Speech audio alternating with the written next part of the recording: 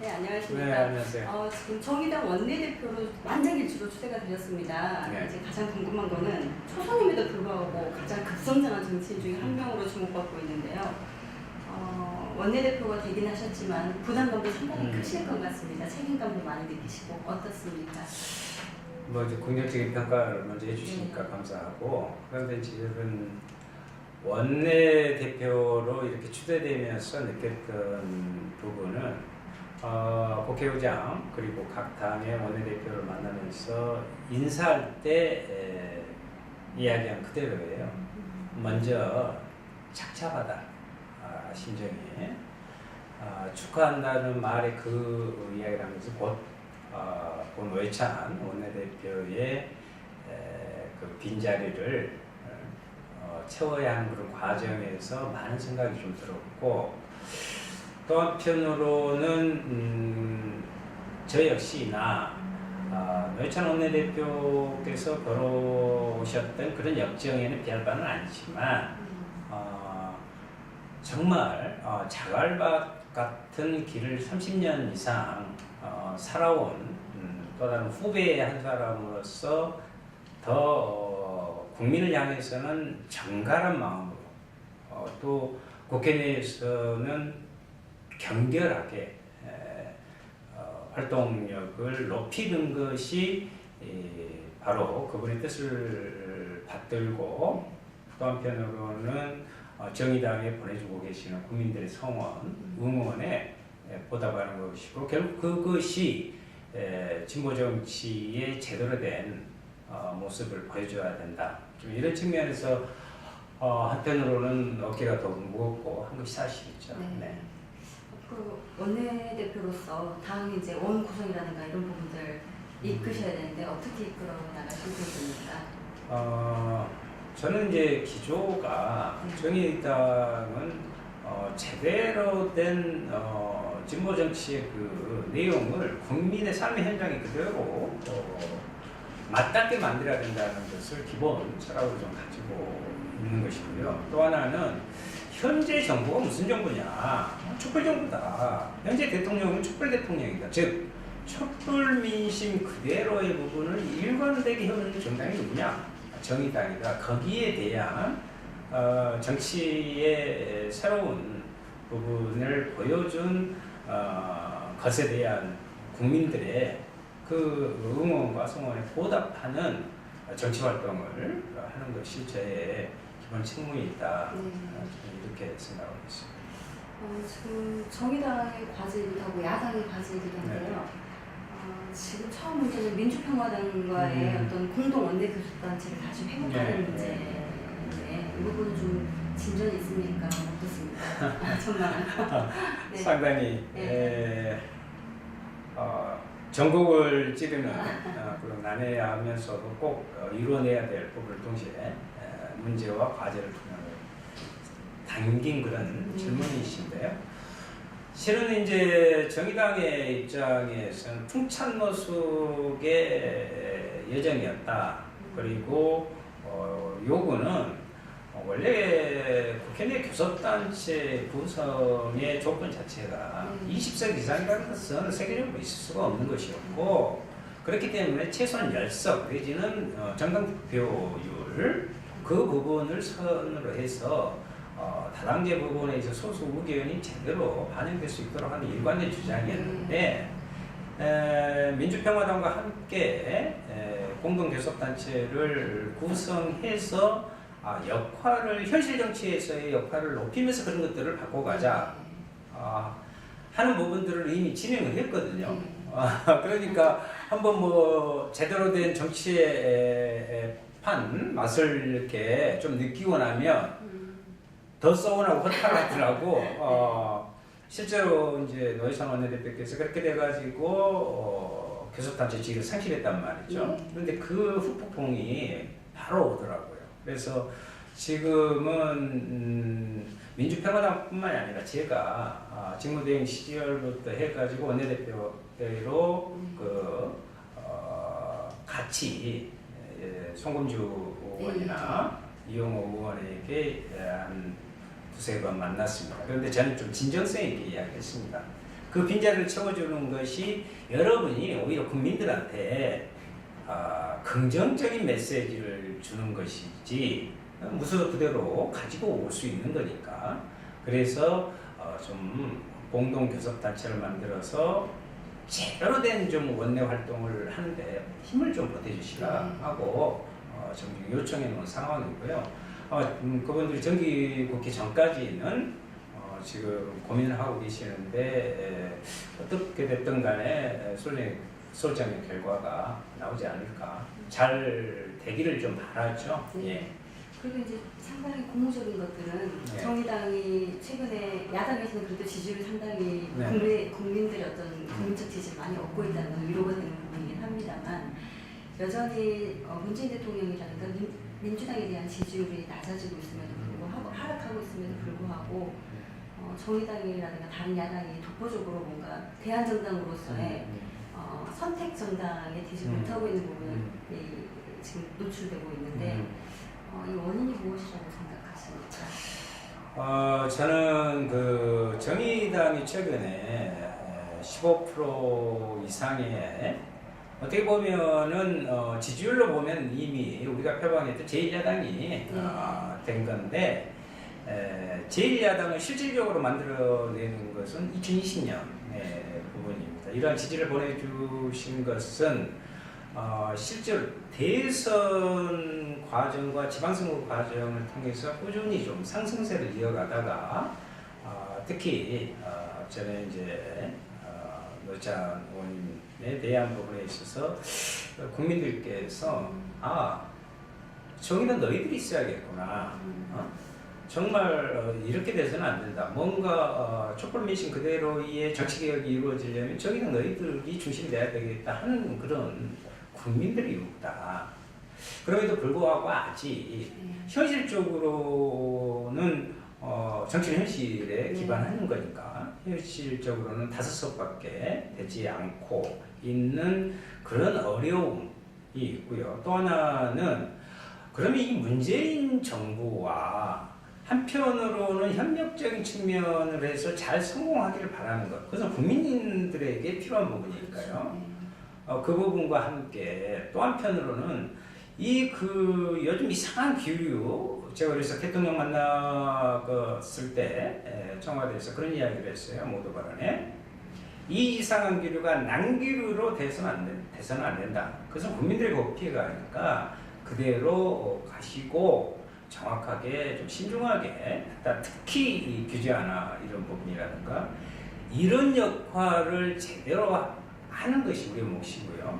아직도 우리의 한계라는 것은 소수 정당이 갖고 있는 부분에 있어서 인적 네트워크라든가 그런 부분, 그리고 우리가 갖고 있는 스피커라고 하는, 즉 대국민들에게 우리는 이렇습니다 하는 존재감을 할 수 있는 기회가 상대적으로 낮은 부분이고요. 또 하나는 우리들이 한편으로 국민들이 너희들이 말하는 부분들을 앞으로의 그 비전, 이 부분들이 현실적으로 우리는 갖고 있으나 현실적으로 국민들한테 다 정확히 전달하고 있지 못하는 그런 저희들의 또 한계도 있는 건 사실입니다. 굉장히 총선에 주력하셔야 되고 지금부터 이제 여론 형성이라든가 세력의 이제 확장이 굉장히 과제일 것 같습니다. 이번 이제 지금 목포에서는 처음으로 정의당에서 목포 출신 원내대표를 배출했습니다. 그 의미가 좀 있을 것 같은데 어떻습니까? 실은 우리가 민주의 성지 내지는 정치 1번지라는 부분으로서 목포를 상징적으로 표현하는 게 수십 년간이었습니다. 과연 지금 그런가 하는 부분에 있어서 많은 시민들이 왜 목포의 정치가 이렇게 됐지? 라는 부분에 대해서 의구심을 갖는 게 사실이에요. 이것은 고인물은 곧 썩는다 라는 아주 평범한 말을 그대로 우리가 반영할 수 있는 상황이 이렇게 되어 있는 거죠. 근데 전통적으로 보면 저는 그 의미를 이제는 특히 이 호남 지역의 정치의 높은 의식은 특히 목포는 진보 정치라는 미래의 새로운 제대로 된 그런 정치에 대한 소문이 어느 곳보다 높은 곳입니다. 이번에 지금 저희들이 나름대로 상당히 지지율이 오르고 있는데 그 중심에는 호남에서의 지지율이 호남 지지율. 전통적으로 진보 정당 부분을 호남 부분에서 특히 목포라는 부분에서 이렇게 해주시 계신 부분은 저 역시 자긍심을 갖고 있습니다. 제가 원내대표가 되어서 자긍심보다는 그러한 우리 목포 시민들 그리고 전남 도민들의 다른 지역에 비해서 진보 정치에 대한 그런 열망을 담아주신 부분을 정말 자랑스럽게 생각하고 그 뜻에 부응해야겠다라는 또 책임감도 무겁게 느끼죠. 네.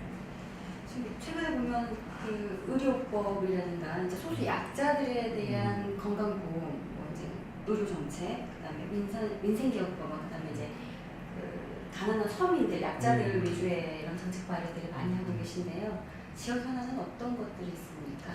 저는 지역의 최대 현안은 아무래도 이제 결국 지역의 30년 동안의 수건 사업이었던 목포대학교 의과대학의 문제를 단순히 목포대학교 의과대학 하나 만드냐 안 만드냐의 문제가 아니라 전남에는 없는데 왜 안 해주냐는 문제가 아니라 제가 국감을 통해서 목포대학교 의과대학의 필요성을 하기 위해서 수도권과 지역의 우려의 격차에 대해서 여러 각도로 계속해서 질의를 했고 거기에 대한 문제의식 그리고 답변을 받아내는 과정에 마지막으로 그래서 목포대학교의 의과대학이 필요하다. 즉 도서지역 274개 유인도의 전남도 유인도를 갖고 있는데 그 다도의 섬에 계시는 도서 주민들도 이쪽에 이제 농촌의 고령화 현상이라든가 특히 전남 산악권을 중심으로 해서 이 부분에 의료의 취약 부분은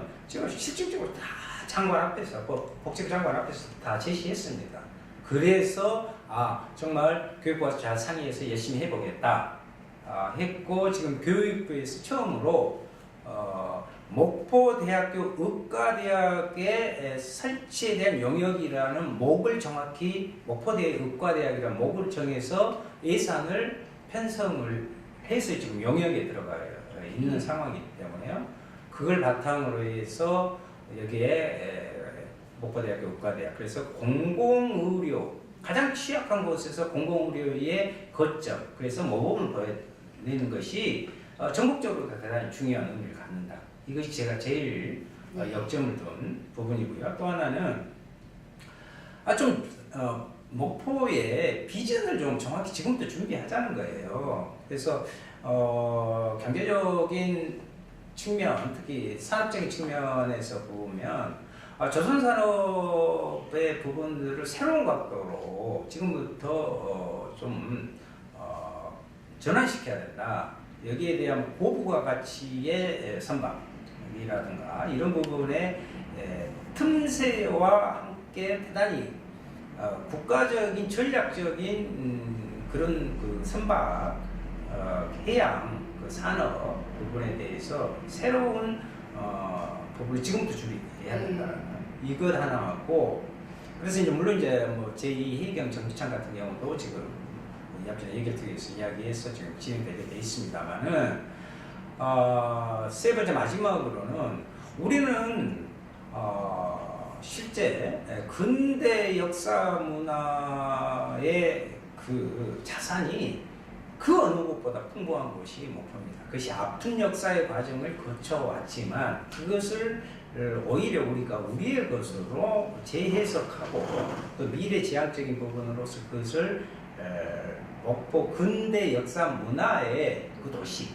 목포하면 떠오르는 것 그래서 가고 싶은 곳 정말 둘러보면서 느끼고 싶은 곳 그리고 여기를 거점으로 해서 다도에 그 천혜 해양 그런 관광의 조건과 뭐 진도 또 울돌목이라든가 이런 부분들 울린산방이라든가 이런 것이 같이 연결되는 그리고 목포가 갖고 있는 항구로서의 그리고 각 수산물에 있어서의 특색이 있는 이런 것들을 같이 둘러보면서 사람들이 오게 만드는 것.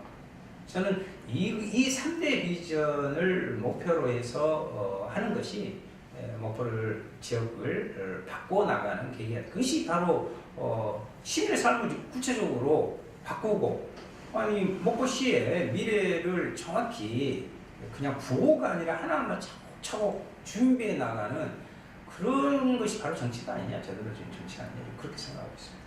네, 바로 시민들에게 한 말씀 부탁드리겠습니다. 예, 뭐 저는 30년 이상 여러분과 함께 아픈 곳에서 어느 경우에도 즐거운 부분도 즉 삶의 그 애환을 체화시켜 온 사람입니다. 골목골목마다 그 삶터 그리고 일하는 그 일터의 부분에 있어서 우리 시민들이 어떠한 아픔과 또 어려움 또 희망에 섞인 그 요구가 무엇인가를 잘 알고 있습니다. 그래서 저는 거기에 단순히 선언적 의미로서의 정치적 언술보다는 실제 목포 내려올 때마다 현장에 간담회 같은 것을 쭉 하고요. 직접 토론회도 좀 하면서 새로운 정치의 지역 정치 활동의 모습을 좀 보여서 결국은 목포가 윤소아라는 정치인을 배출해내고 성장시켜내는 대한민국에서 역시 목포가 정말 제대로 사람을 일꾼을 하나 제대로 만들어내고 있다라는 시민 여러분들께서 자긍심을 가져도 충분하게 또 그 요구에 부끄럽지 않는 윤서가 되겠다. 그래서 저는 이제 늘 그럽니다. 목포 시민의 영원한 비서실장 윤서다. 제가 이제 선거 정책 토론회에서도 그런 이야기를 한 바 있습니다만은 그러한 윤소화로 살아갈 것입니다. 하여튼 시민 여러분들께서 많이 아껴주시고요. 또 여러분들께서 많이 또 비판도 해주셔야 됩니다. 그리고 여러분들께서 의견도 주셔야 됩니다. 같이 가는 겁니다. 정치인 자기 혼자 잘났다고 해서 되는 게 아니고 여러분들의 마음과 또 발걸음 이런 것을 같이 모아가면서 가는 우리 모두가 됐으면 좋겠다. 그러면서 늘 건강하시고 또 한편으로는 목포 발전을 위한 윤소아를 기억해 주시고 수용해 주셨으면 감사하겠습니다. 열심히 하겠습니다. 고맙습니다. 예. 감사합니다.